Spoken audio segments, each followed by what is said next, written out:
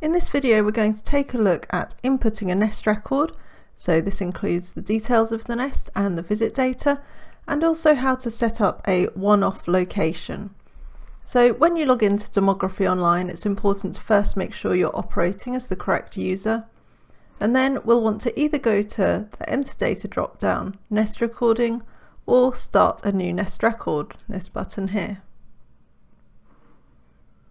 Looking at location first, you can choose a location from your drop-down list, or if it's a one-off location, so for example this would be if you find a blackbird's nest in a friend's garden and you're unlikely to be looking for nests in that location in the future, you can add a new location here, and then you can either navigate the map to choose your location, enter a grid reference, or the latitude and longitude if you know either of those. So I'm just going to randomly pop one in to show navigating the map. So let's just pop a dot there. You can zoom in as close as you'd like to, and then continue. And once this loads up, we've got the grid reference, the longitude and the latitude. You can choose to remember this location. So if you want to record a box in a friend's garden, for example, you may want to repeat that location. And then you want to input the primary habitat. So I'm going to put that as other farming. Nest type. So you can choose if it's a box or an open nest. So I'm going to put unenclosed nest. So once you're happy with those details, you can add a new location. So this now means, because it's not one that you're returning to, or I'm not in this instance, we can put it as unnamed location. Can then edit that, cancel it, and so on. So let's crack on with inputting the nest record. So first of all, the species. If it's an unoccupied box, you can note that. If it's an unknown species, and then update that to the correct species later. I'm going to put blackbird for this nest in a hedgerow, and you can choose a few of these in on or under options. You can put the nest height, that's in meters there. You can choose the exposure, so well hidden, part hidden, or exposed. I'm going to put well hidden. You can add any other comments. These might be relevant to you if you need some information about the nest here.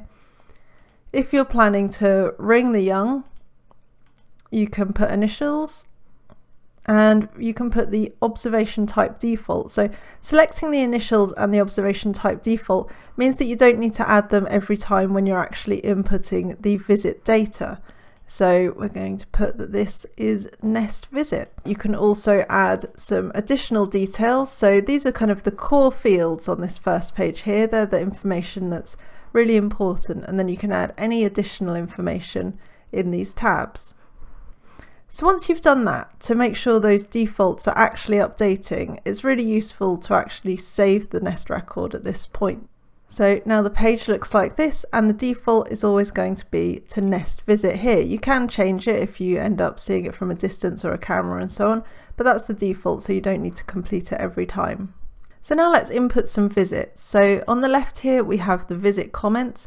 So if you click on this little button, it'll bring up this free text field. So it's best not to put any important information here, just notes to yourself that are relevant about the nest. And then for the date, you can either type it if you prefer to type, so the day / month / year, or you can choose the date from the calendar. And then you can input the time, so the hour, minutes. And then we have the eggs and pulley information. So you've got one box for live eggs, one box for dead eggs, one box for live pulley, one box for dead pulley. So I'm just going to record that there were 3 live eggs in the nest. And the row has now gone green because you could save this nest record as it is with one visit here. But we're going to go ahead and look at status codes. So you can either press the tab key to go through these and type the information if you know it. But if you need a bit of help with the status codes, if you don't know them all off by heart, which is fair enough, you can select from the drop down. So it's split into sections and categories here. So we've got parents, nest building stage, eggs, outcome if the nest fails, outcome if the nest is a success, outcome unknown, details on the young, and then a section for no breeding. So this is most relevant for Schedule 1 species if you're reporting that a site wasn't used this year. So I'm just going to put in a status code to say that the adult was alarming, and then that the eggs were cold. So as you can see, the nest visit has been put in there. You can fill in the time that you spent at the nest in minutes if you'd like. So I could put 2 minutes. And then you can either, if you're finished there, you can press Save Nest Record in one visit, or you can go ahead and add the next row. So we're going to add another row. I'm going to say that I visited on the 3rd of April at 0800 hours, and there were 4 eggs in the nest.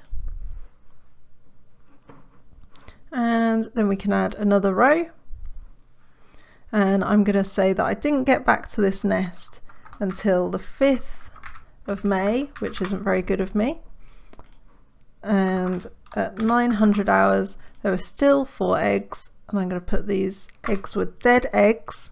And now I'm just going to touch on status codes, because the way that the Nest Record Scheme Department know that a nest is finished is from the status codes and giving an outcome on the nest.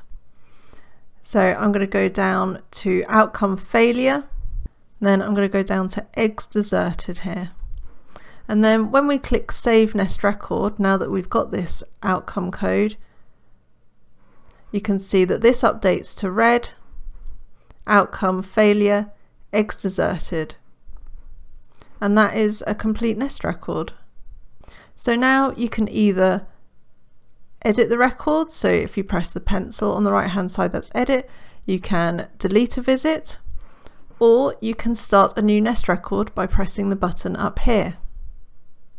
Now if you want to revisit a nest record, so if you're inputting as you go along, or if you have some more information to add or something to edit, you can do this by going to the Explore Data Nest Recording. So let's just return to the home page here, so that nest record's done there. So we can also access this by going to Add Visit / Explore Nest Data on the button on the home page. So this will bring you up with some search fields. So if you know the year, so I'm going to put 2021, and you can select a location, or you can leave it blank. You can also select things like the outcome, so we knew that that was reported as a failure, so we could put that in to help us, and then we search. This will then bring up our nest record. So it could be that there's quite a lot of nest records, so you can choose to how many entries per page, and then you can select this. So there's the tick box here, so you can select either this one record. I've only got one, so that's only relevant, but if there are a few, you could go down and tick them, or you could select all on the page, and so on, depending on what you're wanting to edit. And then I'm going to select Open Nest Record. So this then opens it up as a sort of pop-out window, but you'll recognize the inputting page that's here. So this is the way that you would then either edit the information, delete visits, or edit the actual details of the record itself. And then once that's done, make sure to save the nest record changes, and then you can close the window and it'll take you back to your search page. So that pretty much covers how to enter the visit data for a nest record.